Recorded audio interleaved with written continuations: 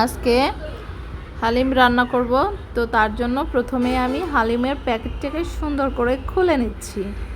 তো খুলে কি তো দেখি ভিতরে আরেকটা রয়ে গেছে। আমি তো মনে করছি একটাই প্যাকেট। তো যাই হোক, দুইটাই বাই করলাম। বাইর করার পরে তারপরে ছিঁড়ে এটাকে আগে গিয়ে গরম জল দিয়ে আধা ঘন্টার মতো ভিজিয়ে রাখবো, যাতে ওই যে ওগুলো আছে না, কি ডাল টাল কি যেন, ওগুলো একটু ভিজিয়ে নরম হয়। তো আজকে রান্নার উদ্দেশ্য হচ্ছে, আজকে আমার বড় ছেলেটার জন্মদিন। তো এই জন্য রাত্রেবেলা আরেকটু কিছু আয়োজন হবে। তো এই কারণে আমি হালিমটা আগে থেকেই একটু গরম জল দিয়ে ভিজিয়ে রাখতেছি, যাতে যখন রান্না করব তখন তাড়াতাড়ি এটা হয়ে যায়।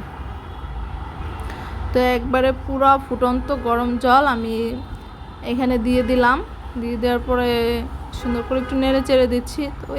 তো দেখতেছি দলা দলা হয়ে গেছে। তো তারপরে চামচ দিয়ে সুন্দর করে আমি এগুলোকে গলিয়ে দিচ্ছি। ভাই, এ তো দেখতেছি জলে কম হয়ে যাইতেছে, মনে হইতেছে এখনই রান্না হয়ে গেল। তো তারপরে আমি আরেকটু জল দিয়ে দিয়েছিলাম। তো রান্না করতে দেরি হবে, একটু রাত হবে, সেই কারণেই আমি আপাতত এইটুক ভিডিওটা একটু আপলোড করে নিলাম।